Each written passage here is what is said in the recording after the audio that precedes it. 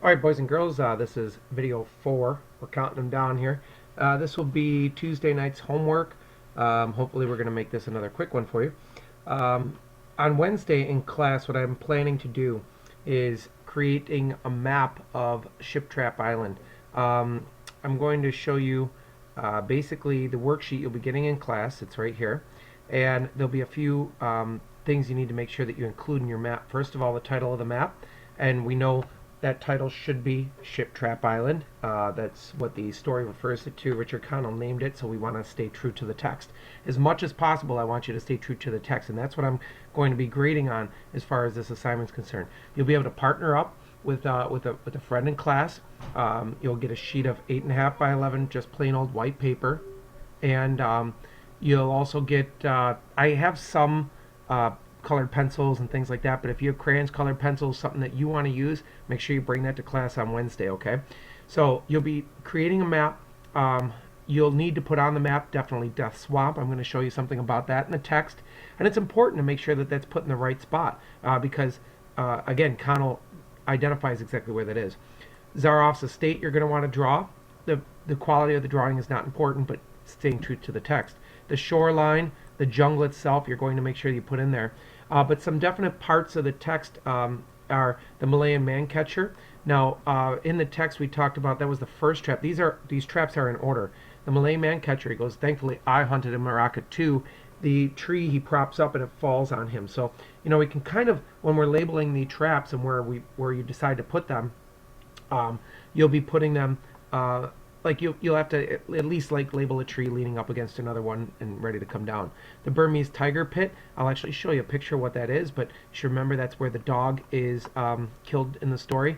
The Ugandan knife trap is the knife is attached to a sapling and strapped down, and that's when basically a tripwire swings that up and kills Ivan.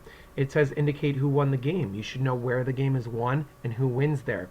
You must also label who, what was injured at each trap. Okay, so we want to see dogs, we want to see Ivan, we want to see that type of stuff at each trap. The first trap too got Zaroff, right?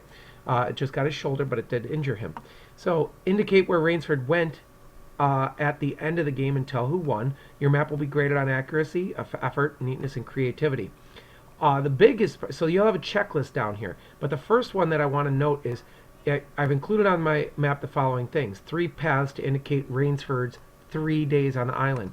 So what you're going to want to do is maybe do a dotted line in green for day 1, blue for day 2, red for day 3, and you'll want to indicate where he went on each day. So you need to know when day 1 ended, when day 2 ended, and when day 3 ended. What part was in each day. So when you're looking at the Malayan man catcher, the Burmese tiger pit, or Ugandan knife trap, which ones of those were set on which day?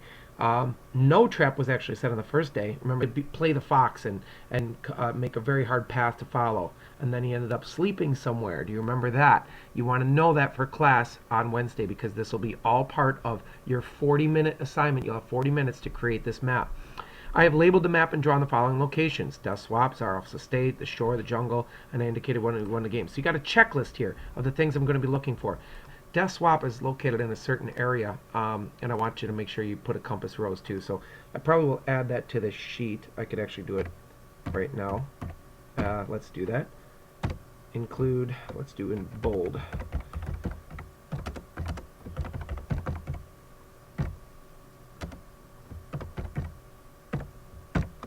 Okay, so the compass rose will tell us north, south, east, and west as well. Okay, besides that, I wanted to say thank you just to Jeremy Arnold too. Got my Christmas present from you. Thank you for my mug, and a couple other people too gave me some nice gifts over break, and thank you for those. Anyway, I'm going to move to the a couple images here next. Now, before you come into class on Wednesday, right when you're done watching this video, you can simply type in, I just Google searched most dangerous game, island map, ship trap, stuff like that, and some great images came up. Now, there are a lot of nice maps on the internet, but are they really accurate, and do they have all the things that we need? Obviously a compass rose here. This is a really cool map. You don't have to get this intricate. They did title Ship Trap Island, but I'm looking and is this the castle here? Well, a big problem for me is this swimming. Where does he end off on the third day and jump in and swim back? I want you to remember, I'm actually going to kind of draw maybe an outline here of what I would think the map would be like. We're going to need to have some sort of an inlet or a K or a bay or something like that where my island may look something like this shape. If I were to draw the castle to be somewhere like this here, then basically the last day he would jump off the cliff and start to swim to here, while Zaroff and his dogs had to then walk all the way around in the jungle to get back to his castle. Now, do you have to do it like that? Does your map have to be set up like that? No. You could simply draw your map with a K over on the other side. Something like that. And you could have him jump off here and swim across the ocean to the castle that might be here, where Zaroff then has to walk all the way back around to here. It doesn't matter where you put this bay, but when I'm looking online, checking things out like that, and checking out these maps, I really don't see that. And that's an integral part of the story that kids had trouble understanding. How did he get back to the castle before Zaroff did? And we'll discuss it on Monday's class and talk about that. But basically, you need to know that he can swim across there, and I want that on the map. It's pretty important. So anyway, looking back at images of the map here online, you can go and find a lot of these before you come into class. That's all right. This map is kind of cool because it has the yacht where he fell off and swam towards the shore, and then he gets to obviously the castle. It looks like right here. Then it does show his path, the fox stuff. Maybe he goes in the tree. It looks like they've labeled maybe the different traps and things like that. But he has to be able to swim back to the castle. So it's quite all right to go online and take a look at different student works for Ship Trap Island. That's okay. You may also want to take a look. I saw some images of like Burmese tiger pits and things like that. I kind of explained it, and I do think that Richard Connell did a great job with his imagery in the story to kind of describe this. This is where he was right near Death Swamp. So that should be important too, because it said he dug through the sand, and it was very easy to dig through the sand because it was almost swampy, And there he created this Burmese tiger pit. These are the things that down spikes that were down on the bottom that ended up killing the dog. Okay, I do have compass roses here and things like that, but just make sure you're aware of the requirements before you come in. I'm going to pull up this once again. The title of the map, the Death Swamp, the estate, the shore, the jungle, and one more important thing that I think you're going to have to include, 24 in your text. If you win the game, you can trust me. I'll give you my word as a gentleman and a sportsman. Of course, you in turn must agree to say nothing of your visit here. Don't tell of my island if you win the game.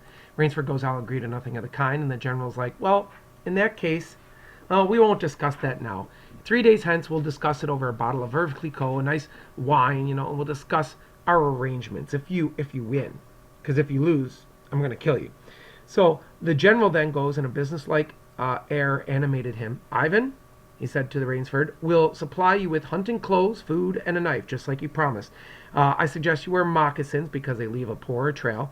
And I suggest you avoid the big swamp in the southeast corner of the island.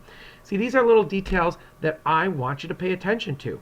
You should know exactly, from here out, this is page number 24. You can use your textbook in class during those 40 minutes, and you can think about, okay, this is where the first day ends. This is what he did on the first day. The second day, he has these couple traps, or is there one trap or two traps or three traps on the second day?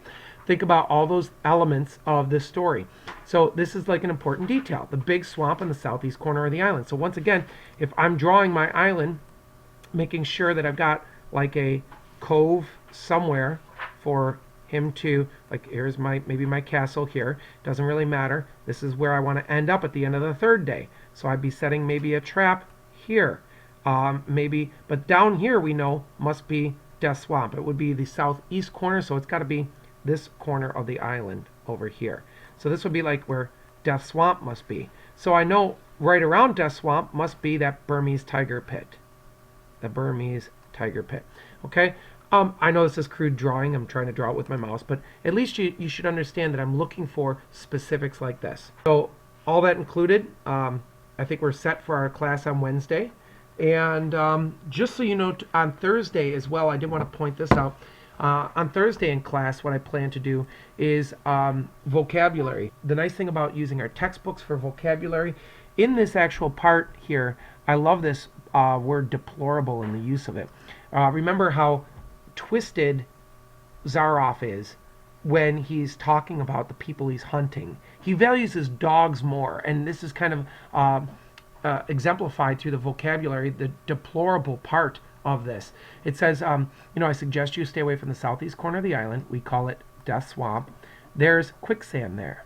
And one foolish fellow tried it. The deplorable part of it was that Lazarus followed him. You can imagine my feelings, Mr. Rainsford. I loved Lazarus. He was the finest hound in my pack. The thing that's deplorable to him, deplorable meaning regrettable, very bad, is he lost one of his finest hounds in there, not the fact that somebody was killed in Death Swamp. And we know that that's the mentality of our host, General Zaroff.